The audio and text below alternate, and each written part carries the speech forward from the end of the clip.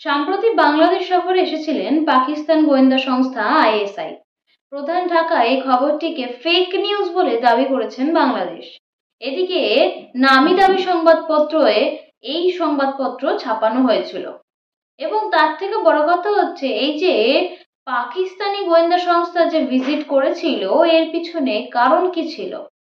কেন বাংলাদেশ সরকার এই জিনিসটাকে লুকাতে চাইছে? তাহলে কি সত্যিই বাংলাদেশ সফরে পাকিস্তান গোয়েন্দা এসেছিল? এর পিছনে এই সমস্যাকে ঘিরে নানান প্রশ্ন উঠে আসছে সামনে। আজকের প্রতিবেদনে এই নিয়ে আলোচনা করব। নমস্কার, আপনারা দেখছেন এখন বিবিধ নিউজ, সঙ্গে আমি শ্রেয়া। এখন যে প্রশ্নগুলো উঠে আসছে এবং যে দাবিগুলো আসছে সেগুলো এক এক করে বলা যাক।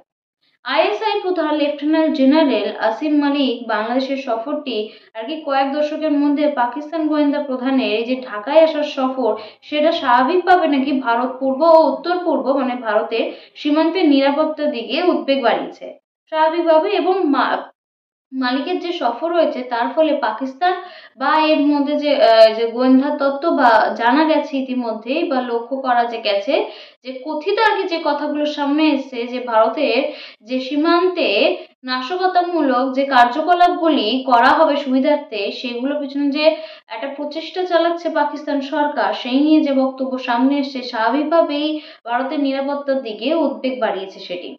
এবং তার সাথে সাথে যে একের পর এক যে কথা উঠে আসছে, এবং এই যে নামি দামি সংবাদপত্র থেকে শুরু করে, একমাত্র শুধুমাত্র নামি দামি সংবাদপত্র কি বলবো, এখন ইলেকট্রনিক মিডিয়া থেকে শুরু করে ডিজিটাল মিডিয়া, নিউ মিডিয়া, সর্বত্র জায়গায় আর কি এই নিউজ কভার করা হয়েছিল যে এই সফরে এসছিলেন পাকিস্তান গোয়েন্দা সংস্থা, এসছিলেন ঢাকার সফরে।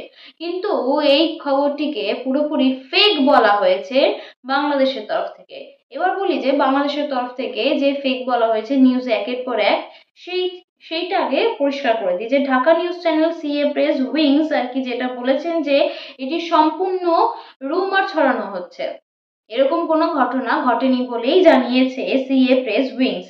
এবং এছাড়াও শুধুমাত্র এই ঘটনাকেই রুমার বলেনি, এই ঘটনাকে শুধুমাত্র ফেক বলেনি, এছাড়াও আরো অনেক ঘটনা রয়েছে যাকে ফেক বলা হয়েছে।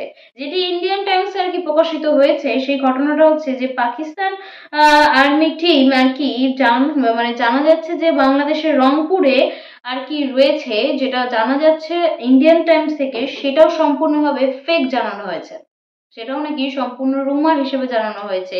এইসব নামি দামি সংবাদপত্রে যেসব সংবাদ আর কি প্রকাশিত হচ্ছে, এবং তার সাথে সাথে ইউটিউবে যে বিভিন্ন যে সংবাদ মাধ্যম যে রয়েছে, সংবাদ মাধ্যম চ্যানেল যে রয়েছে, সর্বত্র ক্ষেত্রে যে নিউজগুলো কভার করা হয়েছে, এই নিউজটি প্রায় সর্বত্র চ্যানেলে আর কি মানে কভার করেছে, সেই নিউজটাকে এখন ফেক বলা হচ্ছে। এবং এর পিছনে ঠিক কি কারণ রয়েছে এখনো পর্যন্ত জানা যায়নি, কেন ফেক বলা হচ্ছে, এবং তার সাথে সাথে কি উত্তর দিলেন ইউনূস সরকার, সেটাও জানাবো আজকের প্রতিবেদনে। আগে বলি যে এই যে ঘটনাটি ঘটেছে, সেই ঘটনা সফরের যে উদ্দেশ্য এবং গুজব বলা হচ্ছে একদিকে, যেমন বিভিন্ন নামি দামি সংবাদপত্রে যেটা উদ্দেশ্য বলা হয়েছে, এবং পাকিস্তান মানে বাংলাদেশ সরকার আর কি মিডিয়া আর কি যেটাকে বলছে যে এটা গুজব, সেই আর কি প্রসঙ্গটা আগে বলা যাক যে কি আলোচনা করা হয়েছে এবং কি সন্দেহ করা হচ্ছে।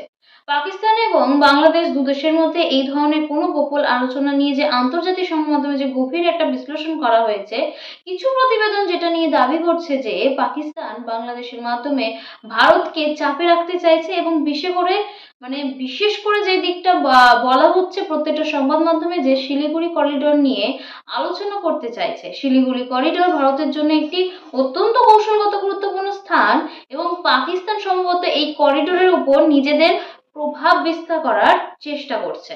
কিন্তু বাংলাদেশ সরকার এসব দাবি পুরোপুরি অস্বীকার করেছে।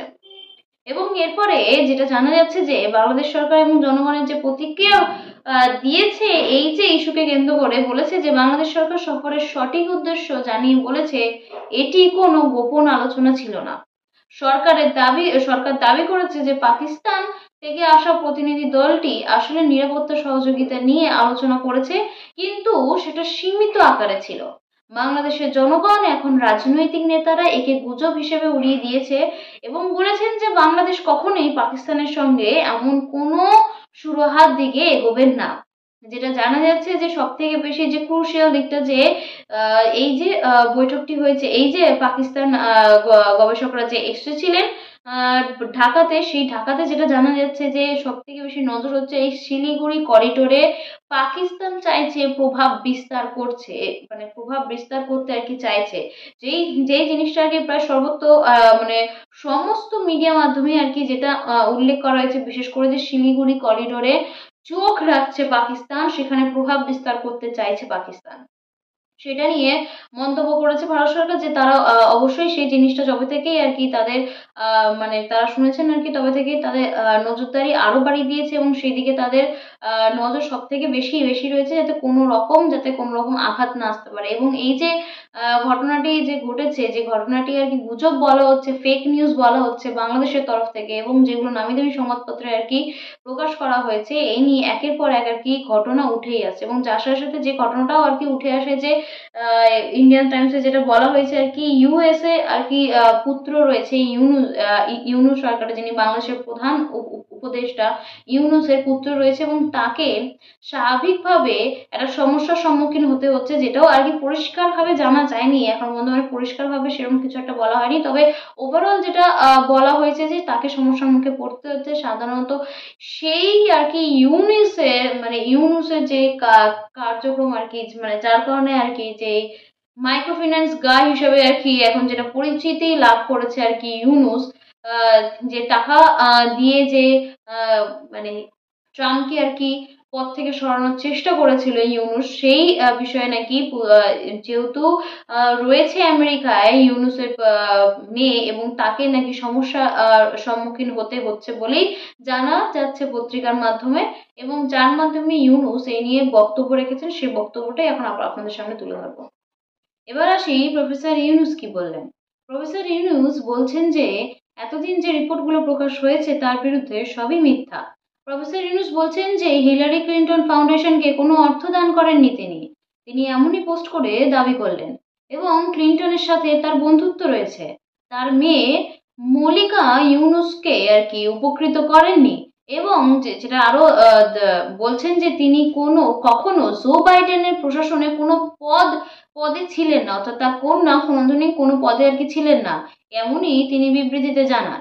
এবং হিলারি ক্লিন্টন মার্কিন পররাষ্ট্রমন্ত্রী হিসেবে দায়িত্ব পালন কালে প্রফেসর ইউনুসের যে মিলিয়ন মিলিয়ন ডলার যে ঋণের গ্রহণের যে প্রতিবেদনটিও ছিল, সেটিও সম্পূর্ণ মিথ্যা বলে দাবি করেছেন ইউনুস।